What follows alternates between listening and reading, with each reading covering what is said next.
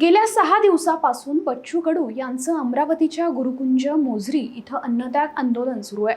आज त्याचा अन्नत्याग आंदोलनाचा 7वा दिवस आहे। अद्यापही आंदोलनावर तोडगा काढण्यात आलेला नाही। दरम्यान काँग्रेसचे प्रदेशाध्यक्ष हर्षवर्धन सपकाळ यांच्याकडून बच्चू कडू यांच्या अन्नत्याग आंदोलनाला पाठिंबा जाहीर करण्यात आलाय। Social media platform Xavier post करून हर्षवर्धन सपकाळ यांनी या संदर्भात माहिती दिली आहे। शेतकऱ्यांच्या विविध मागण्यांसाठी काँग्रेस राज्यभर संघर्ष करत आहे।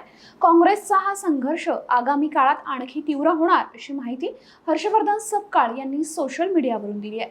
या आंदोलनावर तोडगा काढण्यासाठी आलेले पालकमंत्री चंद्रशेखर बावनकुळे आणि बच्चू कडू यांच्यामधली चर्चा आता फिसकटली आहे।